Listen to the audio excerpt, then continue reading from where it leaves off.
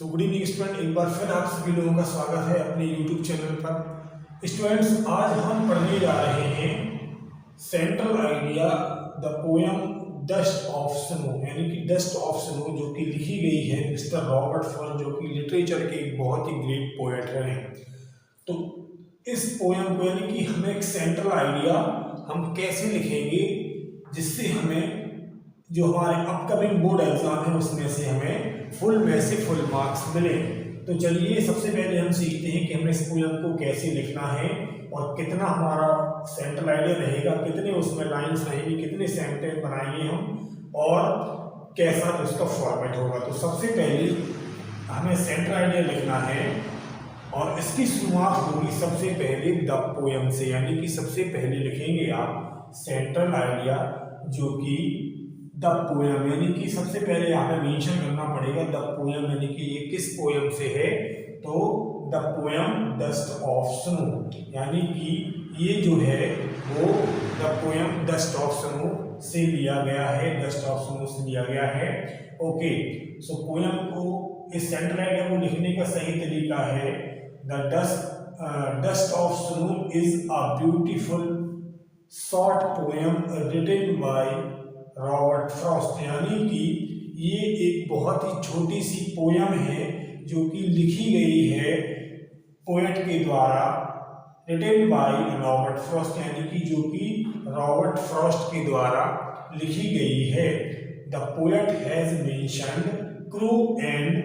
Hemlock tree in this poem, यानी कि इस पोयम में कवि केवल दो चीज़ों की बात करता है जो बहुत सारा मैसेज, एक बहुत डीपेस्ट मैसेज देते हैं।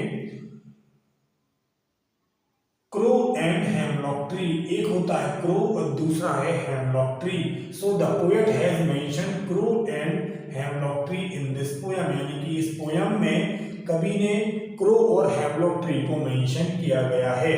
The poet is little upset while passing by under the hemlock tree, यानी कि इस पोयम में होता है कि जब पोएट उस हेमलॉक ट्री के नीचे से पास कर रहा होता है, यानी जा रहा होता है, तो उसका माइंड जो होता है वो थोड़ा सा अपसेट होता है। सडनली, अचानक क्या होता है, a crow sitting on the hemlock tree shakes the tree and fine particles of snow from the tree fall upon the poet, यानी कि अचानक से क्या होता है, जब उसका माइंड अपसेट था, वो हेमलॉक ट्री के नीचे से जा रहा था, तो एक क्रो होता है, वो क्रो आके हेमलॉक ट्री पर बैठ जाता है और उस ट्री को शेक करता है, यानी कि हिलाता हुआ ट्री को, जो फाइन पार्टिकल्स थे जिससे वो पूरा कवर्ड था, हेमलॉक ट्री बर्फ से ढका हुआ था, तो जो बर्फ के स्नो पार्टिकल्स थे और हम कह सकते हैं जो डस्ट ऑफ स्नो थी, वो उसके ऊपर वो कौवा गिराता है, जो कि उसके ऊपर जाके गिरते हैं। The soft and cold touch of snow particles change the poet's mood sad to happy, यानी कि जो स्नो पार्टिकल्स उसके ऊपर गिराए जाते हैं, जिससे उस स्नो पार्टिकल की वजह से उसका जो माइंड अपसेट था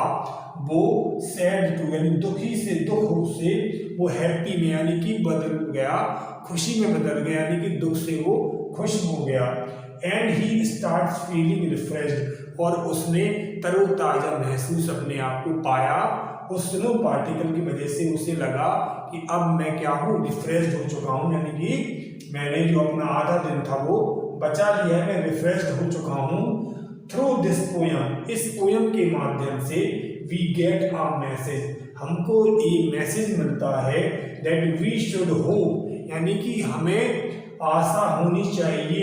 फॉर द बेस्ट, यानी कि हमें बेस्ट होने की हमेशा आशा होना चाहिए लाइफ में, even in the worst of situation, यानी कि कभी हमारे जीवन में कैसी भी वर्स्ट से वर्स्ट, यानी बद से बदतर सिचुएशन हो,